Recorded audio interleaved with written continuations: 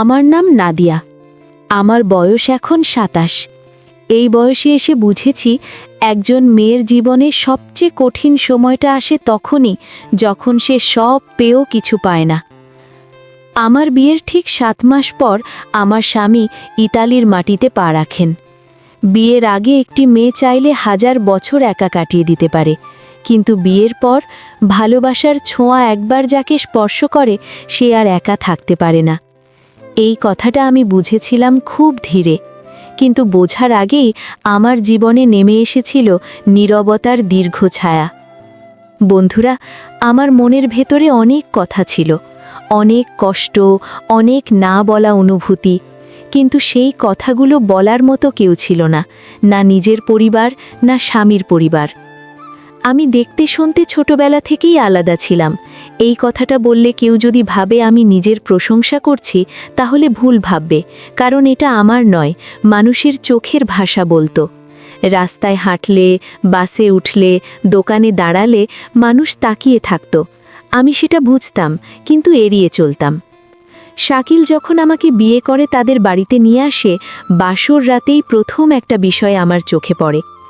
বাড়ি ভর্তি মানুষের আনাগোনা, হাসি, কথা, চায়ের কাপ, দরজা খোলা বন্ধ, সব মিলিয়ে যেন একটা উৎসবের বাড়ি।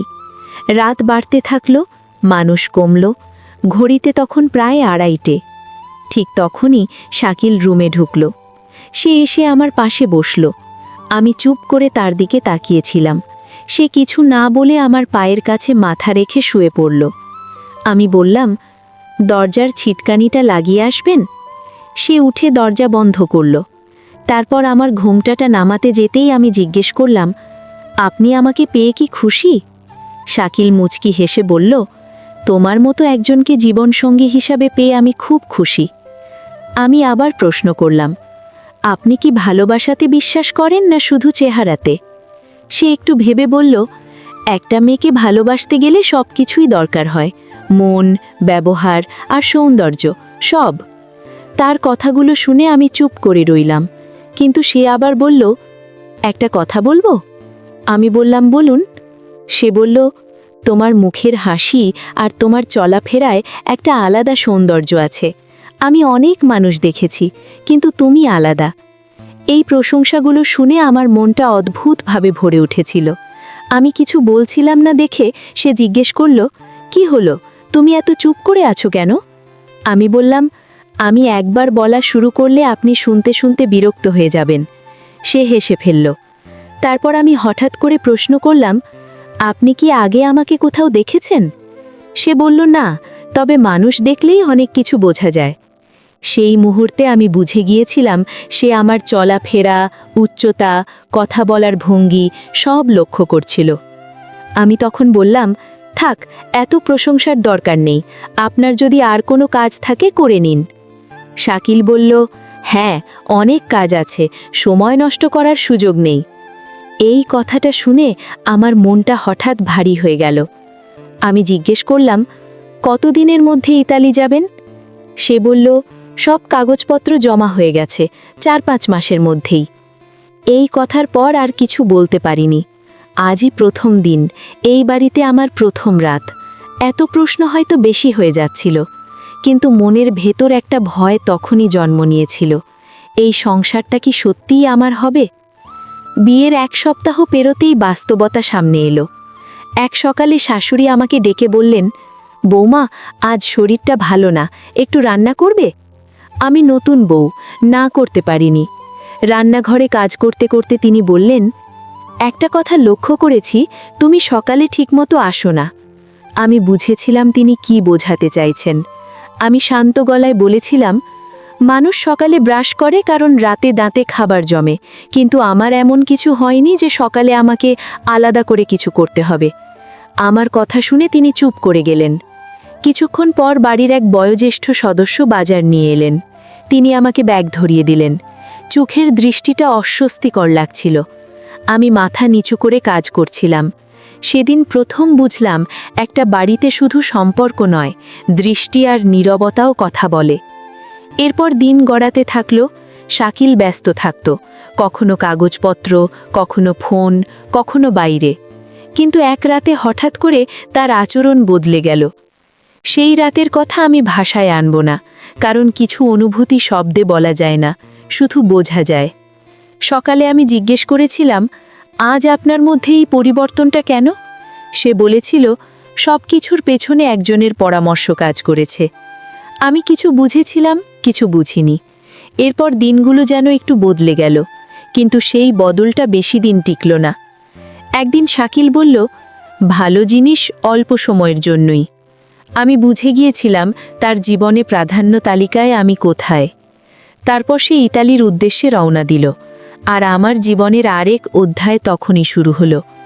শাকিল চলে যাওয়ার পর প্রথম কয়েকদিন মনে হয়েছিল ঘরটা আগের মতোই আছে, মানুষও আগের মতোই আছে, কিন্তু বাতাসটা আর আগের মতো নেই। একটা বাড়িতে যখন ঘরের ভরসা মানুষটা থাকে, সবাই নিজের জায়গায় থাকে, কিন্তু সেই মানুষটা যখন দূরে থাকে, তখন অনেকেই নিজের জায়গা বদলাতে শুরু করে। কেউ ক্ষমতার দিকে এগোয়, কেউ সুযোগের দিকে, আর কেউ কেউ শুধু নীরবতাকে বড় করে তোলে। আমি যেন হঠাৎ করেই একটা শূন্যতা নিয়ে বেঁচে থাকতে শিখছিলাম। বাইরে থেকে দেখলে মনে হবে আমি ঠিক আছি, কিন্তু ভেতরে ভেতরে আমার ভিতটা যেন প্রতিদিন একটু একটু করে নরম হয়ে যাচ্ছিল। শাকিল ইতালি পৌঁছানোর পর প্রথম সপ্তাহে নিয়মিত ফোন দিত, ভিডিও কলে কথা হতো। সে আমাকে বলতো, তুমি ঠিক আছো তো? আমি বলতাম, হ্যাঁ আমি ঠিক আছি। কিন্তু ঠিক আছি এই শব্দটা কতটা মিথ্যে হতে পারে সেটা আমি তখন বুঝেছিলাম। এদিকে বাড়িতে নতুন একটা পরিবর্তন হলো। শাকিলের ছোট ভাই শান্ত শহর থেকে পড়াশোনা করত। বিয়ের সময় সে ছিল না, তার ফাইনাল পরীক্ষা চলছিল। এখন ভাই বিদেশে, সে স্থায়ীভাবে বাড়িতে থাকবে বলে ব্যাগপত্র গুছিয়ে চলে এলো। প্রথম দিন শান্ত যখন বাড়িতে ঢুকলো, আমি তাকে দেখে হেসে বললাম, তুমি শান্ত? সে একটু অপ্রস্তুত হয়ে বলল, জি ভাবি, আমি শান্ত। তার চোখে একটা কৌতূহল ছিল, কিন্তু সেই কৌতূহলটা স্বাভাবিক নাকি অতিরিক্ত আমি নিশ্চিত হতে পারিনি। বাড়িতে মানুষের আচরণ অনেক কিছু বলে দেয়। বয়সে ছোট হলেও কেউ কেউ এমনভাবে কথা বলে যেন তারা পুরনো পরিচিত, আর কেউ কেউ এমনভাবে তাকায় যেন তারা আগেই নিজের সিদ্ধান্ত নিয়ে রেখেছে। শান্ত প্রথম কয়েকদিন খুব ভদ্র ছিল, কিন্তু ভদ্রতার ভেতরেও একটা চাপা কথা লুকিয়ে থাকতে পারে। আমি ধীরে ধীরে সেটা টের পাচ্ছিলাম। একদিন দুপুরে বাড়ির বয়োজ্যেষ্ঠ একজন সদস্য বাজার থেকে ফিরলেন। ব্যাগ ভর্তি জিনিস, মাছ, সবজি, মশলা আর দুটো গোল গোল লাউ। তিনি ব্যাগগুলো আমার হাতে তুলে দিয়ে বললেন, নাতিবউ, আজ একটু যত্ন করে রান্না করো, ছোট ছোট চিংড়ি মাছ আছে, লাউ দিয়ে একটা ভালো পদ হবে। আমি ব্যাগ থেকে লাউ দুটো বের করলাম। ঠিক তখনই শান্ত এসে দাঁড়ালো। সে হেসে বলল, ভাবি, লাউ দুইটা তো বেশ সুন্দর, একদম গোল। আমি বললাম, হ্যাঁ ভালোই তো। সে একটু থেমে বলল, ভালো জিনিস সাথে সাথে খেতে হয়, না হলে শুধু দেখে দেখে রাখা লাগে। আমি প্রথমে বুঝতে পারিনি ও আসলে লাউয়ের কথাই বলছে নাকি অন্য কিছু, কিন্তু তার চোখ ছিল লাউয়ের দিকে। আমি নিজেকেই বুঝালাম আমি হয়তো অযথা ভাবছি। আমি জিজ্ঞেস করলাম, এত মনোযোগ দিয়ে দেখছো কেন? শান্ত বলল, দেখতেই ভালো লাগছিল, কাটলে তো আর এমন থাকবে না। আমি হাসলাম, বললাম, শুধু দেখতে না, খেতেও ভালো লাগবে, রান্না হলে বোঝা যাবে। শান্ত একটু দুষ্টুমি করা গলায় বলল, ভাবি, ভাইয়াকে কখনো এমন সুন্দর লাউ খাইয়েছেন? আমি বললাম, খাইয়েছি তো, কিন্তু ও তো বেশি দিন খেতে পারল না, প্রবাসের টানে চলে গেল। তখন শান্ত বলল, সমস্যা নাই ভাবি, ভাইয়া যতটুকু কম খেয়েছে আমি উসুল করে নেব। তারই কথায় আমি একটু থমকে গেলাম। সামনে দাঁড়িয়ে থাকা মানুষটা বয়সে ছোট, কিন্তু কথা বলার ভঙ্গিটা যেন বাড়াবাড়ি রকমের নিশ্চিন্ত। আমি কথাটা হালকা করে বললাম, তোমার ভাইয়ের মতোই তো তুমি, তোমারও অল্পতেই পেট ভরে যাবে। শান্ত মাথা নেড়ে বলল, সবার পেট একরকম না ভাবি, সবার স্বাদও এক না। আমি বুঝলাম শান্ত আসলে খাওয়া নিয়ে কথা বলছে, কিন্তু তার কথা একেবারে খাবারেই থেমে নেই। কিছু মানুষের ভাষা এমন, একটা কথার ভেতরে আরেকটা কথা থাকে, যেটা ধরে ফেললে বিপদ, আর না ধরলে বিপদ আরও বেশি। আমি শুধু বললাম, ঠিক আছে, সময় পেলে তোমার জন্য ভালো করে রান্না করব। শান্ত চোখ বড় করে বলল, এই দিনটা যেন বেশি দূরে না হয়। আমি তখন রান্নাঘরের কাজ নিয়ে ব্যস্ত হয়ে পড়লাম, কারণ বুঝে গিয়েছিলাম কিছু কথার উত্তরে চুপ থাকা সবচেয়ে ভালো। দিন গড়াতে গড়াতে শান্ত বাড়িতে স্থায়ী হয়ে গেল, আর আমার উপর দায়িত্বও বাড়তে থাকলো। রান্না, ঘর গোছানো, বড়দের সেবা, সব। কিন্তু সবচেয়ে বড় দায়িত্ব ছিল নিজেকে সতর্ক রাখা। এক রাতে প্রায় 9টা, আমি নামাজ শেষে রুমে বসেছি। শাকিল ফোন করেছে, ভিডিও কলে কথা বলছি। সে বিদেশ থেকে বলল, নাদিয়া, তোমার গলা কেমন জানি, মন খারাপ? আমি হাসলাম, না কিছু না, কাজের চাপ একটু বেশি। শাকিল বলল, বাড়ির সবাই ঠিক আছে তো? আমি বললাম, হ্যাঁ ঠিক আছে। ঠিক তখনই শান্ত আমার রুমে ঢুকে পড়ল, একেবারে অজান্তে। সে বলল, ভাবি, আপনি তো ওই লাউয়ের কথা বলে আমাকে ভুলেই গেলেন। আমি সঙ্গে সঙ্গে ইশারা করলাম, চুপ, কারণ ভিডিও কলে শাকিল আছে। শান্ত থেমে গেল, কিন্তু থামার আগ পর্যন্ত যে কয়েকটা শব্দ বেরিয়েছে শাকিল সেটা শুনে ফেলল। শাকিল কানে কানে নয়, একেবারে পরিষ্কার জিজ্ঞেস করল, তোমার রুমে কে কথা বলল? আমি দ্রুত বললাম, শান্ত, ও 500 টাকা চাইছিল, আমি ভুলে যাচ্ছিলাম, তাই নিতে আসছে। শাকিল একটু থেমে বলল, আচ্ছা, কিন্তু রাতের বেলা যেন কেউ তোমার রুমে না ঢোকে। আমি বললাম, কেন? শান্ত তো আপনার ভাই। শাকিলের গলা তখন বদলে গেল। সে বলল, ভাই হোক আর যেই হোক, সময় ভালো না, তুমি আমার কথা রাখবে। ওই কথাটার ভেতরে আমি একটা সন্দেহ টের পেলাম, এমন সন্দেহ যে সন্দেহকে প্রশ্ন করলে আগুন জ্বলে যায় আর চুপ থাকলে ধোঁয়া জমে। আমি শুধু বললাম, আচ্ছা। শান্ত আমার পাশেই দাঁড়িয়েছিল। শাকিলের কথাগুলো সে শুনেছে। আমি তাকিয়ে দেখলাম তার মুখটা কেমন যেন শক্ত হয়ে গেছে। অভিমান, রাগ নাকি অপমান? আমি কলটা শেষ করতে চাইলাম। শাকিলকে বললাম, আমি একটু বাথরুমে যাব, পরে কথা হবে। শাকিল বলল, ঠিক আছে। কল কেটে যেতেই আমি শান্তকে বললাম, দেওর, রাত করে অন্যের রুমে ঢোকার অভ্যাস ভালো না। শান্ত কিছু বলল না, চুপচাপ রুম থেকে বের হয়ে গেল। তার চুপ করে চলে যাওয়াটা আমার ভালো লাগেনি, কারণ যে মানুষ চুপ করে সে অনেক কিছু মনে মনে জমায়, আর জমা কথা একদিন খুব খারাপভাবে বেরিয়ে আসে। রাত আরও গাঢ় হলো। আমি শুয়ে পড়েছি। হঠাৎ জানালায় ঠকঠক আওয়াজ। আমি ভাবলাম শান্ত হয়তো আবার এসেছে। আমি নিচু গলায় বললাম, ভেতরে চলে এসো। বাইর থেকে ভারী গলা এলো, আমি শান্ত না, আমি একজন বয়োজ্যেষ্ঠ। আমার বুকটা ধক করে উঠল। এই রাতে জানালার পাশে কেউ? তিনি বললেন, তোমার সঙ্গে দরকারি কথা আছে। আমি বললাম, এখন না, কাল সকালে বলবেন। তিনি একটু থেমে বললেন, কিছু কিছু কথা সকালে বলা যায় না নাতি বউ। আমি তখন আরও ভয় পেলাম। আমি বললাম, আপনি দয়া করে এখন চলে যান, কেউ দেখলে সমস্যা হবে। তিনি চলে গেলেন, কিন্তু আমার মাথার ভেতর ভয়টা থেকে গেল। আমি নিশ্চিত হতে চাইলাম তিনি সত্যি তার রুমে গেছেন কিনা। আমি দরজার কাছে গেলাম, হালকা শব্দ করে ধাক্কা দিলাম। ভেতর থেকে কোনো জবাব এলো না। আমি আর এগোলাম না, কারণ আমি বুঝে গিয়েছিলাম এই বাড়ির কিছু মানুষ সীমা মানে না, আর আমার একা থাকা তাদের চোখে একটা সুযোগ। আমি ফিরে এলাম নিজের রুমে। রুমের বাতি নিভিয়ে শুয়ে পড়লাম, কিন্তু ঘুম এলো না। বিছানায় শুয়ে শুধু ভাবছিলাম, শাকিল কেন এমন সতর্ক করে গেল, শান্তকে কেন সে সন্দেহ করল, আর জানালায় যে কথা সেটার মানে কি? একটা পরিবারে অনেক সময় সত্যি ঘটনা ঘটে না, কিন্তু সন্দেহগুলো এমনভাবে ঘোরাফেরা করে যেন সত্যি ঘটেই গেছে, আর সেই সন্দেহগুলোই মেয়েদের জীবনকে সবচেয়ে বেশি ক্ষতি করে। শাকিল যাওয়ার পর দিনগুলো একরকম হয়ে যাচ্ছিল। একই সকাল, একই কাজ, একই মানুষ, কিন্তু প্রতিদিনের অনুভূতি আলাদা। যেন সময় এগোচ্ছে, কিন্তু আমার ভেতরে কিছু একটা আটকে আছে। সকালে ঘুম থেকে উঠে রান্নাঘরে যাই, চুলায় হাঁড়ি চড়ে, ভাত বসে, ডাল ফোটে। এই সব পরিচিত কাজের মাঝেই আমার দিন শুরু হয়। কিন্তু এখন আর কাজগুলো শুধু কাজ না, এগুলো আমার মন অন্যদিকে সরিয়ে রাখার একটা উপায়। শান্ত ধীরে ধীরে বাড়ির পরিবেশের সাথে মিশে যাচ্ছে। আগে সে নিজের কাজে থাকত, এখন প্রায়ই রান্নাঘরের আশেপাশে ঘোরে। কখনো জিজ্ঞেস করে, ভাবি, আজ কি রান্না হচ্ছে? কখনো বলে, আপনার হাতের রান্নায় একটা আলাদা স্বাদ আছে। আমি বুঝতে পারি এই কথাগুলো সাধারণও হতে পারে, আবার বেশি কিছু বোঝাতেও পারে। তাই আমি সবসময় একইভাবে উত্তর দেই, সংক্ষিপ্ত, সাধারণ, কোনো বাড়তি আবেগ ছাড়া। একদিন দুপুরে সে বলল, ভাবি, ভাইয়া থাকলে কি আপনি এত কাজ একা করতেন? আমি বললাম, সংসারে কাজ ভাগ করে নিলেই হয়, মানুষ থাকুক বা না থাকুক, কাজ থামে না। সে আর কিছু বলল না, কিন্তু তার চোখে আমি একটা প্রশ্ন দেখেছিলাম, যেটা সে মুখে আনেনি। বাড়ির বয়োজ্যেষ্ঠ সদস্যটি এখনও বাড়িতেই থাকেন। বয়স হয়েছে, কথা কম বলেন কিন্তু তাকান বেশি। তার দৃষ্টিতে একটা অদ্ভুত অভ্যাস আছে, যেন তিনি মানুষ নয়, পরিস্থিতি দেখেন।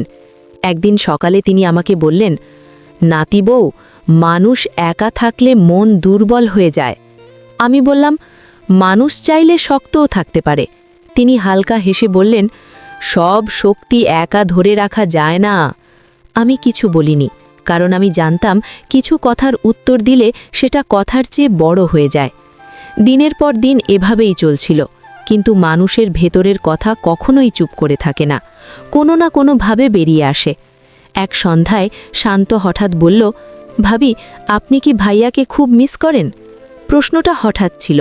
আমি একটু থমকে দিয়ে বললাম, স্বামীকে মিস করা কি অস্বাভাবিক? সে বলল, না, আমি শুধু জানতে চাচ্ছিলাম। আমি বুঝতে পারছিলাম সে শুধু জানার জন্য জিজ্ঞেস করছে না, সে নিজের জায়গাটা বোঝার চেষ্টা করছে। আমি রান্নাঘরের কাজ শেষ করে বললাম, শান্ত, কিছু প্রশ্নের উত্তর সময় নিজেই দেয়। সে আর কথা বাড়ালো না। সেদিন রাতে শাকিল ফোন করল। সে বলল, তুমি কেমন আছো?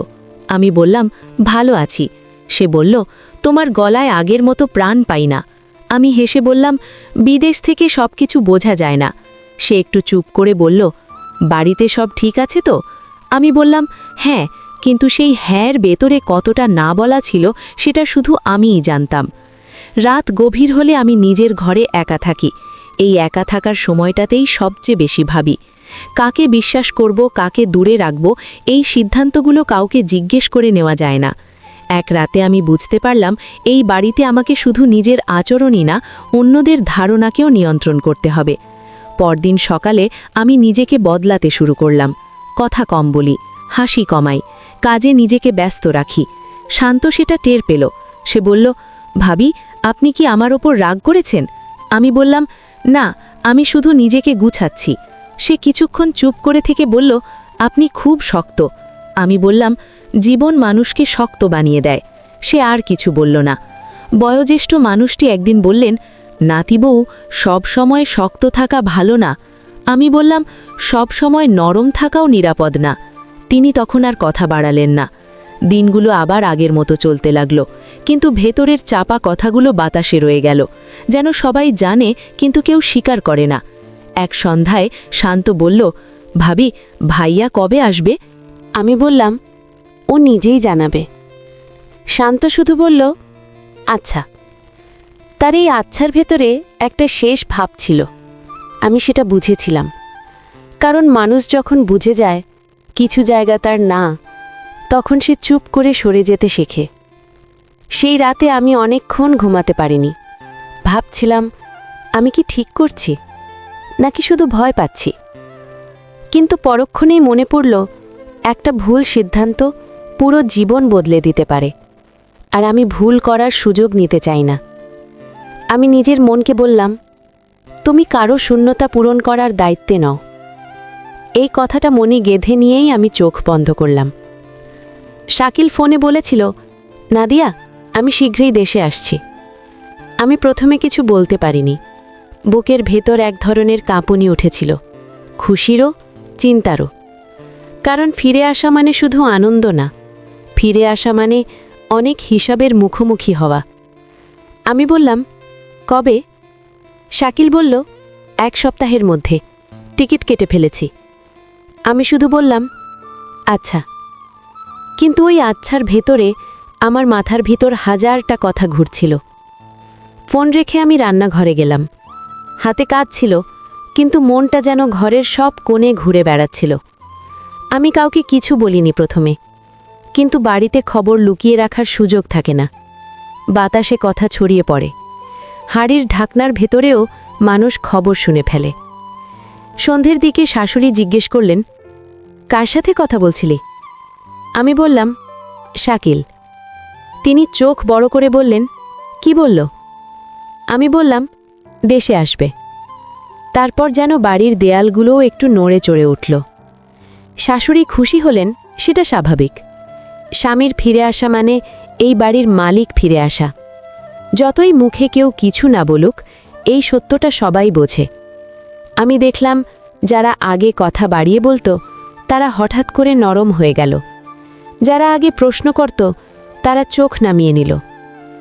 রাতের খাবারের টেবিলে সবাই যেন বেশি হাসছে, বেশি কথা বলছে, কিন্তু আমি বুঝতে পারছিলাম এই হাসির ভেতরে টেনশন আছে।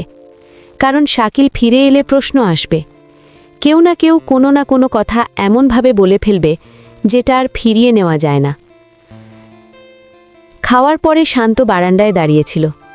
আমি পানি আনতে বের হলে সে বলল, ভাবি, ভাইয়া সত্যি আসছে? আমি বললাম, হ্যাঁ।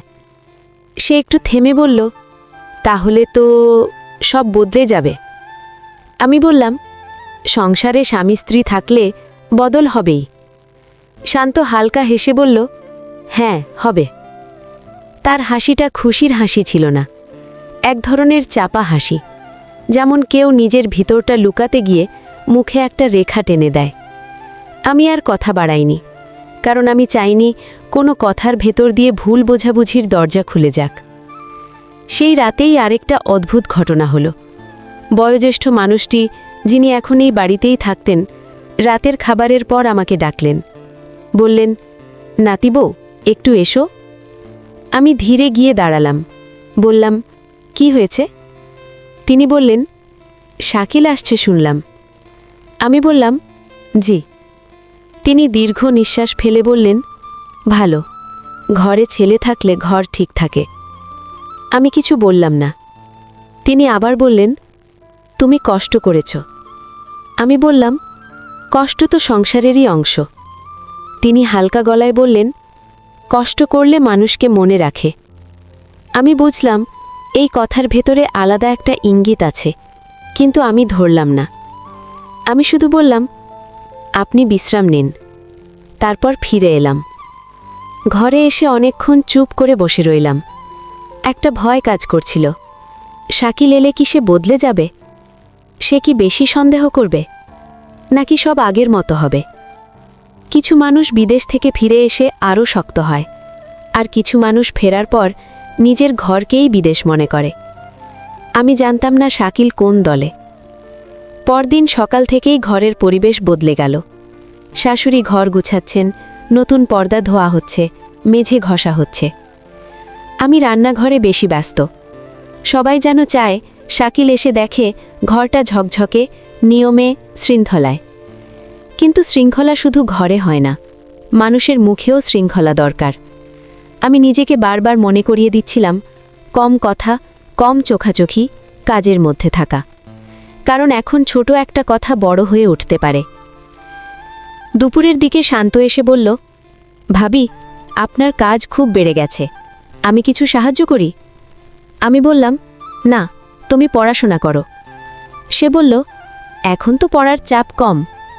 আমি বললাম, তবুও এগুলো আমার কাজ। শান্ত আর কথা বলল না, কিন্তু আমি দেখলাম সে রান্নাঘরের দরজায় দাঁড়িয়ে একটা লম্বা সময় চুপ করে রইল, তারপর চলে গেল। বিকেলে বয়োজ্যেষ্ঠ মানুষটি হঠাৎ ঘোষণা দিলেন, আমি কাল গ্রামে চলে যাব। শাশুড়ি অবাক হয়ে বললেন, এখন কেন? ছেলে আসছে। তিনি বললেন, ছেলে আসছে বলেই। ঘরের মানুষ যখন ঘরে থাকে, বাইরের মানুষকে সরে যেতে হয়। এই কথাটা শুনে আমার বুক কেঁপে উঠল, কারণ তিনি নিজেকে বাইরের মানুষ বললেন। এটা শুধু কথার কথা না, এটা একটা সিদ্ধান্তের ভাষা। আমি বললাম, আপনি অসুস্থ থাকবেন, একা কিভাবে থাকবেন? তিনি বললেন, আল্লাহ আছেন, আর আমি বোঝা হয়ে থাকতে চাই না। তারপর তিনি আমার দিকে তাকিয়ে বললেন, তুমি ভালো থেকো নাতি বউ, নিজের সম্মান নিজের হাতে রাখো। এই কথাটা শুনে আমার চোখ ভিজে উঠল, কারণ আমি বুঝলাম এই মানুষটা কিছু বোঝে, কিছু জানে, কিছু ভয়ও পায়, আর সেই কারণেই সে সরে যাচ্ছে। রাতের দিকে শান্ত খুব চুপচাপ হয়ে গেল। খাবার খেলো কম, মুখে কথা নেই। আমি জিজ্ঞেস করলাম, কি হয়েছে? সে বলল, কিছু না। আমি বললাম, তোমার ভাই আসছে, খুশি হও। শান্ত বলল, খুশি তো হবই, কিন্তু তার গলায় খুশির রং ছিল না। সেই রাতে আমি নিজের ঘরে শুয়েছিলাম, ঘুম আসছিল না। হঠাৎ শুনলাম বাড়ির উঠোনে কারো পায়ের শব্দ। আমি জানালার পর্দা একটু সরিয়ে দেখলাম শান্ত বারান্দায় হাঁটছে, একা। কিছু মানুষ যখন ভেতরে অস্থির থাকে তখন বাইরে হাঁটে। আমি বুঝলাম তার ভেতরেও একটা ঝড় চলছে। পরদিন সকালে বয়োজ্যেষ্ঠ মানুষটি সত্যিই চলে যাওয়ার প্রস্তুতি নিলেন। ব্যাগ গোছালেন। শাশুড়ি বললেন, আর কদিন থাকেন, ছেলে তো আসছে। তিনি বললেন, তোমাদের ছেলে আসবে, তোমাদের ঘর তোমরাই সামলাও, আমি আমার জায়গায় ফিরে যাই। আমি দাঁড়িয়েছিলাম। কিছু বলার ছিল, কিন্তু বলিনি, কারণ কিছু সম্পর্ককে যত কম টানা যায় ততই নিরাপদ থাকে। তিনি বের হবার সময় আমার হাতে একটা ছোট কাপড়ের পুটলি ধরিয়ে দিলেন। বললেন, এটা তোমার কাছে থাক।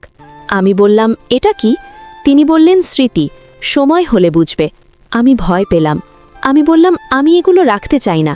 তিনি শান্ত গলায় বললেন, রাখতে হবে না, শুধু হারিও না। তারপর তিনি চলে গেলেন। আমি পুটলিটা আলমারির ভেতরে রেখে দিলাম। আমি খুলে দেখিনি, কারণ আমি চাইনি কোনো নতুন প্রশ্ন আমার জীবনে ঢুকে পড়ুক। শাকিল আসার দিন ঘনিয়ে এলো। বাড়িতে যেন একটা বড় অনুষ্ঠানের মতো প্রস্তুতি।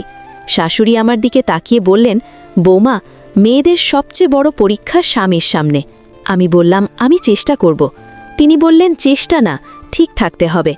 আমি বুঝলাম তার কথার ভেতরে দুশ্চিন্তা আছে। তিনি হয়তো কিছু শুনেছেন, কিছু দেখেছেন, কিছু ভাবছেন। বাড়ির বড়রা সব সময় সব জানে না, কিন্তু সন্দেহ করতে শেখে। শাকিলের ফ্লাইটের দিন রাতে সে ফোন করল। বলল, আমি কাল সকালেই পৌঁছাবো। আমি বললাম, ঠিক আছে। সে বলল, বাড়িতে সবাই কেমন আছে? আমি বললাম, ভালো।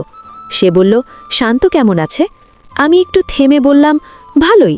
শাকিল আবার বলল, নাদিয়া, আমার কথা মনে রাখবে, এখনকার সময়টা ভালো না, তুমি সাবধানে থাকবে। আমি বললাম, আমি সবসময়ই সাবধানে থাকি। সে বলল, তবুও আমি দেশে এসে অনেক কিছু ঠিক করব। ফোনটা কেটে গেল। অনেক কিছু ঠিক করব, এই কথাটা আমার মাথায় ঘুরতে লাগলো। সে কি ঠিক করবে? ঘরের নিয়ম, মানুষের দূরত্ব, নাকি সম্পর্কের হিসাব? রাতটা আমার খুব লম্বা লাগলো। আমি বারবার পানি খেতে উঠেছি, বারবার দরজা চেক করেছি, কারণ আমি জানতাম আগামী কাল থেকে সব কিছুর হিসাব শুরু হবে, এমনকি আমার নিঃশ্বাসেরও। সকালবেলা বাড়ির সবাই উঠেই ব্যস্ত হয়ে গেল। শাশুড়ি রান্নাঘরে, শ্বশুর বাইরে, শান্ত ঘর গোছাচ্ছে। আমি নিজের শাড়িটা ঠিক করলাম, চুল গোছালাম। আয়নায় তাকিয়ে নিজেকে বললাম, চুপ থাকবে, শান্ত থাকবে, ভুল করবে না। ঠিক তখনই বাড়ির সামনে গাড়ির শব্দ হলো। আমি বুকের ভেতরটা আঁকড়ে ধরলাম। দরজা খুলল, পা পড়ার শব্দ, চেনা গলা, শাকিল। সে ভেতরে ঢুকল। সবাই হইচই করে উঠল। আমি দাঁড়িয়েছিলাম একটু দূরে। সে আমাকে দেখল, চোখে এক মুহূর্তের জন্য আনন্দ, তারপরই এক ধরনের পরখ।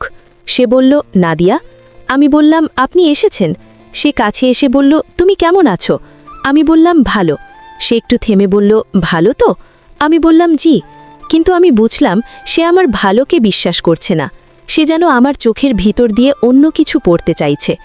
সন্ধ্যের দিকে যখন সবাই স্বাভাবিক হতে শুরু করল, শাকিল হঠাৎ শান্তকে ডাকল। বলল, শান্ত, আমার রুমে আয়। শান্ত বলল, জি ভাইয়া। আমি রান্নাঘরে দাঁড়িয়েছিলাম, হাতে কাজ, কিন্তু কানটা ছিল ভেতরের দিকে, কারণ আমি জানতাম এখন যে কথাগুলো হবে সেগুলো আমার জীবনের দিক বদলে দিতে পারে। কিছুক্ষণ পর শান্ত বের হলো। তার মুখ ফ্যাকাশে, চোখ নিচু। আমি জিজ্ঞেস করলাম না, কারণ কিছু প্রশ্নের উত্তর জেনে গেলে নিজেরই ঘুম হারাম হয়ে যায়। রাতের খাবারের পর শাকিল আমাকে বলল, তুমি আমার সাথে একটু কথা বলবে?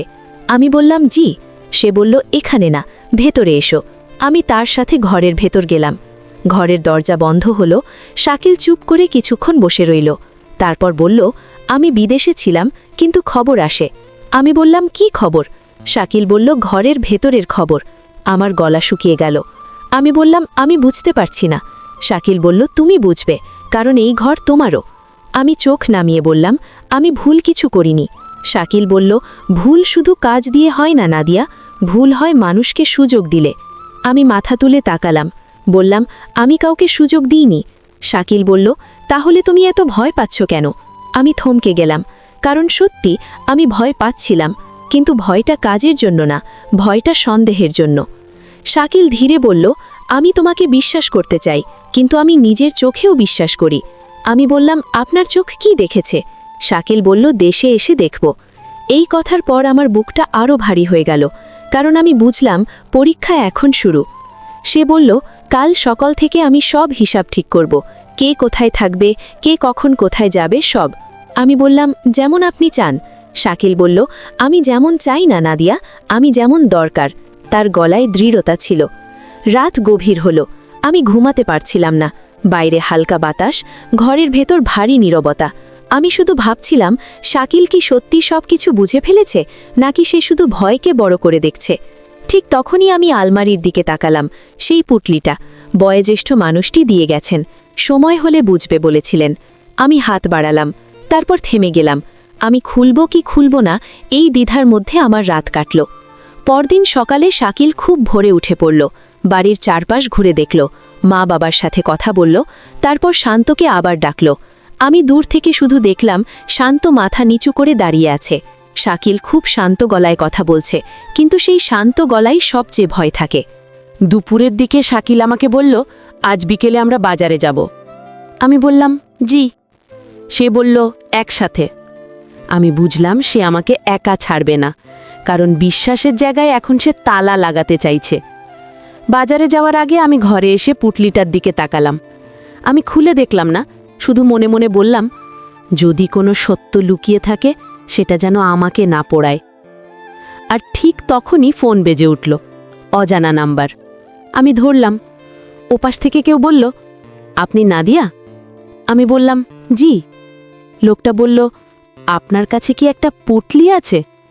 আমার বুক ধক করে উঠল। আমি বললাম, আপনি কে?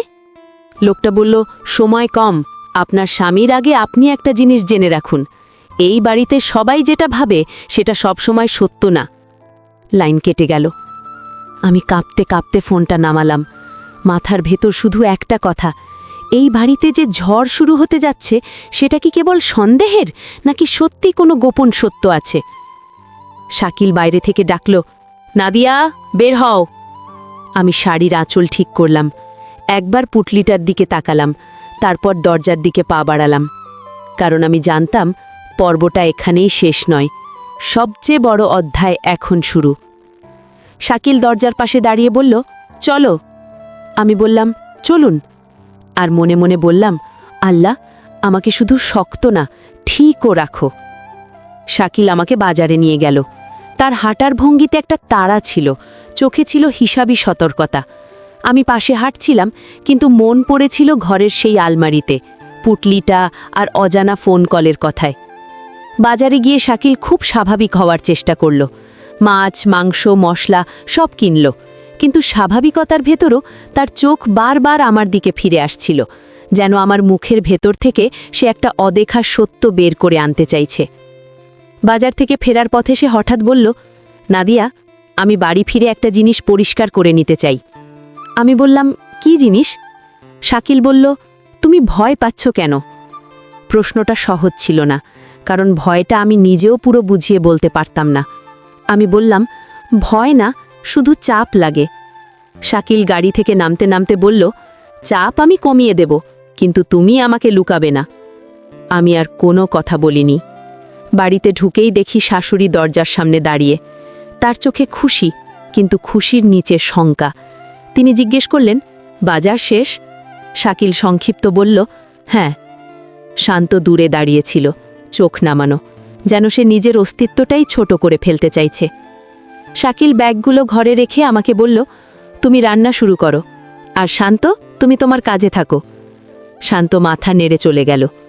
আমি রান্নাঘরে ঢুকলাম, কিন্তু হাত কাঁপছিল, কারণ আমার মনে হচ্ছিল আজ কিছু একটা ঘটবে যেটা থামানো যাবে না। রান্না করতে করতে আমি বারবার মোবাইলটা দেখছিলাম, অজানা নাম্বারটা আবার কল করবে কিনা, কিন্তু আর কল আসেনি। রাতের খাবার টেবিলে সবাই একসাথে বসল। শাকিল কথা কম বলল, শ্বশুরও কম। শাশুড়ি মাঝে মাঝে কথা তুলতে চেষ্টা করলেন, কিন্তু শাকিলের গম্ভীর মুখ দেখে থেমে গেলেন। খাবার মাঝখানে শাকিল হঠাৎ বলল, মা, আমাদের বাড়িতে কিছুদিন আগে একজন মানুষ থাকতো, তাই না? এখন সে কোথায়? শাশুড়ি থমকে গিয়ে বললেন, সে তো গ্রামে চলে গেছে, তুমি আসছো শুনে। শাকিল চুপ করে মাথা নেড়ে নিল। তার চোখ একবার আমার দিকে গেল, একবার মায়ের দিকে। তারপর খুব ঠান্ডা গলায় বলল, ভালোই করেছে। আমি বুঝতে পারলাম শাকিল শুধু সন্দেহের কথা বলছে না, সে কিছু জানে, অন্তত কিছু আঁচ করে। খাবার পর শাকিল আমাকে বলল, রুমে এসো। আমি ধীরে ধীরে রুমে গেলাম। দরজা বন্ধ হলো। ঘরের বাতি জ্বলছিল, কিন্তু আমার মনে হচ্ছিল আলো কম। শাকিল কিছুক্ষণ চুপ করে বসে রইল, তারপর বলল, তুমি আজ একটা অজানা কল পেয়েছিলে, তাই না? আমি চমকে উঠলাম। বললাম, আপনি জানলেন কিভাবে? শাকিল বলল, আমি বাজারে তোমার হাতে ফোন কাঁপতে দেখেছি, আর আমি তোমাকে চিনতে শিখেছি। আমি শ্বাস টেনে বললাম, হ্যাঁ, একটা কল এসেছিল। শাকিল বলল, কি বলেছে? আমি মাথা নিচু করে বললাম, বলেছে আমার কাছে একটা পুটলি আছে কিনা, আর বলেছে এই বাড়িতে সবাই যেটা ভাবে সেটা সবসময় সত্য না। শাকিলের চোখ সরু হলো। সে বলল, পুটলি কোথায়? আমি চুপ করে আলমারির দিকে তাকালাম। আমি কিছু বলিনি, কারণ আমি জানতাম এখন আর লুকানোর সময় নেই। সে পুটলিটা বের করল, আমার দিকে তাকিয়ে বলল, এটা তুমি কবে পেয়েছ? আমি বললাম, সেই মানুষটা চলে যাওয়ার সময় দিয়ে গেছে। শাকিল বলল, তুমি খুলে দেখেছ? আমি বললাম, না। শাকিল একবার গভীর নিঃশ্বাস নিল, তারপর বলল, খুলো। আমার হাত কাঁপছিল। আমি পুটলির গিঁট খুললাম। ভেতরে ছিল কাগজ, কয়েকটা কাগজ, আর একটা পুরনো চিঠি। খামের ওপর লেখা ছিল, শাকিলের হাতে দিও, নাদিয়া থাকলে তার সামনেই। শাকিল চিঠিটা হাতে নিল, খাম খুলল, পড়তে শুরু করল। আমি শুধু তার মুখের পরিবর্তন দেখছিলাম। প্রথমে কঠিন, তারপর কপালে ভাঁজ, তারপর চোখে এক ধরনের ধাক্কা খাওয়া বিস্ময়। সে চিঠি পড়ে শেষ করে চুপ করে বসে রইল। আমি ভয় পেয়ে বললাম, কি লেখা আছে? শাকিল ধীরে ধীরে বলল, এটা একটা স্বীকারোক্তি আর একটা সতর্ক বার্তা। আমি বললাম, কিসের স্বীকারোক্তি? শাকিল কাগজগুলো ছড়িয়ে দিল। সেখানে ছিল কিছু পুরনো নথি, একটা চিকিৎসা সংক্রান্ত রিপোর্টের কপি, আর ব্যাংক বা জমির কিছু কাগজ। আমি বুঝতে পারছিলাম না। শাকিল বলল, নাদিয়া, আমার পরিবারে অনেক দিন ধরে একটা ব্যাপার আড়াল করে রাখা হয়েছিল। আমি থমকে গেলাম। শাকিল বলল, আমার নামে যে সম্পত্তি আর টাকা, অনেকটা আসলে অন্য মানুষের নামে ছিল। কাগজে কলমে বদলানো হয়েছে, যাতে কেউ প্রশ্ন না তোলে। আমি বললাম, কারা? শাকিল বলল, যে মানুষটা এখানে থাকত, সে একসময় পরিবারের বড় দায়িত্ব সামলাত, কিন্তু সেই দায়িত্বের সুযোগে অনেক কিছু নিজের মতো করে রেখেছিল। আমি কাঁপা গলায় বললাম, তাহলে সে আমাকে পুটলি কেন দিল? শাকিল একটু থেমে বলল, কারণ সে বুঝেছিল আমি দেশে ফিরে এলে সব ফাঁস হবে, আর ফাঁস হলে মানুষ খারাপ পথে যেতে পারে। সে চেয়েছে প্রমাণ আমার হাতে থাকুক, যাতে আমি আইনিভাবে সব সামলাই, ঝগড়া বা অঘটন না ঘটিয়ে। আমি বললাম, অজানা কলটা কে করল? শাকিল বলল, চিঠিতে লেখা আছে তার একজন পরিচিত আছে যে চাইবে এটা আমার হাতে পৌঁছাক, হয়তো সেই। আমি বুক চাপড়ালাম। এতক্ষণ আমি ভাবছিলাম এই পুটলির ভেতরে কোনো সম্পর্কের বিষ, কোনো লজ্জার আগুন থাকবে, কিন্তু এটা ছিল অন্য ধরনের আগুন, সম্পত্তি, ক্ষমতা এবং মানুষের লোভের আগুন। শাকিল বলল, এখন বুঝছো কেন আমি তোমাকে বারবার সাবধান করতাম? কিছু মানুষ সুযোগ খোঁজে, কিন্তু তাদের সুযোগ সবসময় সম্পর্ক নয়, অনেক সময় টাকা, কাগজ, ক্ষমতা। আমি চোখ ভিজিয়ে বললাম, আমি শুধু চাইছিলাম সংসার ঠিক থাকুক। শাকিল ধীরে বলল, সংসার ঠিক রাখতে হলে আগে সত্য ঠিক রাখতে হয়। সে উঠে দাঁড়ালো, বলল, কাল আমি শহরে যাব, একজন আইনজীবীর সাথে কথা বলবো। আর তুমি একা কিছু করবে না, কারো কথায় যাবে না, কোনো জানালা, কোনো ফিসফাস, কিছুতে কান দেবে না, শুধু নিজের মর্যাদা আগলে রাখবে। আমি মাথা নেড়ে বললাম, জি। ঠিক তখন দরজায় টোকা। আমি চমকে উঠলাম। শাকিল দরজা খুলল। দেখি শান্ত দাঁড়িয়ে আছে। শান্ত বলল, ভাইয়া, একটা কথা ছিল। শাকিল খুব ঠান্ডা গলায় বলল, ভেতরে এসো। শান্ত ভেতরে ঢুকল। তার চোখ লাল, কণ্ঠ কাঁপছে। শাকিল বলল, কথা বলো। শান্ত বলল, ভাইয়া, আমি ভুল করেছি, আমি কিছু কথা বলেছি যেগুলো বলা উচিত ছিল না। শাকিল চুপ করে শুনল। আমি অবাক হয়ে শান্তর দিকে তাকালাম। সে কোন কথার কথা বলছে? শান্ত বলল, আপনি বিদেশে থাকতে আমি অনেক সময় ভাবিকে নিয়ে অপ্রয়োজনীয় কথা বলেছি, কখনো বন্ধুদের কাছে, কখনো নিজের মাথার ভিতর। আমি জানি এটা ঠিক না।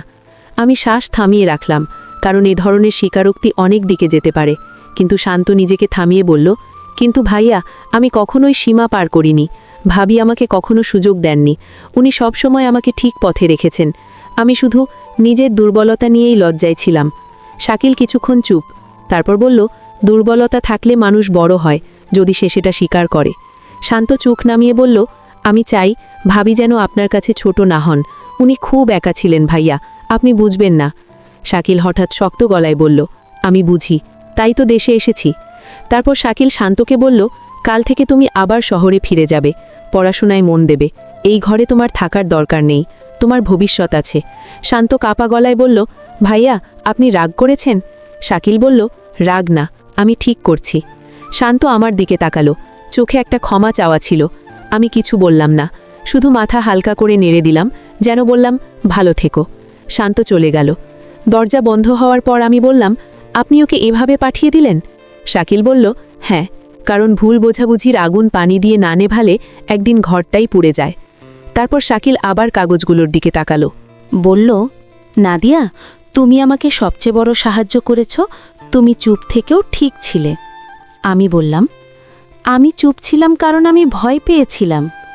শাকিল বলল, ভয় অনেক সময় মানুষকে বাঁচায়, কিন্তু এখন ভয় নয়, এখন সত্য আর নিয়ম দরকার। সেদিন রাতে আমি প্রথমবার শান্তি পেলাম, কারণ আমি বুঝলাম আমার স্বামীর সন্দেহ ছিল, কিন্তু সে অন্ধ ছিল না। আর সবচেয়ে বড় কথা, সে আমার হাত ধরেছে, আমাকে একা ফেলে দেয়নি। পরদিন শাকিল শহরে গেল, আইনজীবীর সাথে দেখা করল, কাগজপত্র যাচাই করল। বাড়িতে ফিরে এসে শাশুড়ি শ্বশুরকে সব জানালো। শাশুড়ির চোখে পানি, শ্বশুরের মুখে রাগ, কারণ লোভের ক্ষত সবসময় পরিবারের মাঝখানে বসে থাকে। শাকিল শুধু বলল, আমি ঝগড়া চাই না, আমি আইনের পথে যাব, যাতে কেউ ক্ষতিগ্রস্ত না হয়, আবার কেউ অন্যায় করেও পার না পায়। এরপর কিছুদিনের মধ্যেই শান্ত শহরে ফিরে গেল। বয়োজ্যেষ্ঠ মানুষটির সাথেও যোগাযোগ হলো। সে মানুষটা সত্যি ভয় পেয়েছিল, তার করা কাগজের ভুলে বা লোভে এই পরিবারে বড় ঝড় উঠবে। সে চেয়েছিল ঝড়টা থামুক নিয়মে। আর আমি ধীরে ধীরে আবার নিজের মতো করে নিঃশ্বাস নিতে শিখলাম। শুধু বাঁচা নয়, সম্মান নিয়ে বাঁচা। এক রাতে শাকিল আমাকে বলল, নাদিয়া, তুমি আমার সাথে ইতালি যাবে? আমি চুপ করেছিলাম কিছুক্ষণ, তারপর বললাম, আমি যাব, যদি সেখানে আমার একাকিত্ব না থাকে। শাকিল বলল, আমি চেষ্টা করব তুমি যেন আর একা না হও। আমি জানি জীবন প্রতিশ্রুতিতে সব ঠিক হয় না, কিন্তু চেষ্টা থাকলে অনেক কিছু ঠিক হয়। আর সেই রাতেই আমি সিদ্ধান্ত নিলাম, আমি আর ভয়কে নিজের বাড়ির সদস্য হতে দেব না। আমি সম্পর্ককে সম্মান করব, মানুষকে সম্মান করব, কিন্তু নিজের সীমা আর মর্যাদা সবচেয়ে আগে রাখব। আজকের গল্পটা এখানেই শেষ। আপনাদের কাছে অনুরোধ, নিজেদের পরিবারকে ভালোবাসুন, কিন্তু চোখ বন্ধ করে নয়। কারণ পরিবার শুধু ভালোবাসা না, পরিবার দায়িত্ব, সীমা আর সত্যের নামও। যাদের গল্পটা ভালো লেগেছে কমেন্টে জানাবেন। আর এমন বাস্তব জীবনের শিক্ষা দেওয়া গল্প পেতে চ্যানেল সাবস্ক্রাইব করে পাশে থাকবেন। সবাই ভালো থাকবেন, নিজের পরিবারকে সময় দেবেন। আল্লাহ হাফেজ।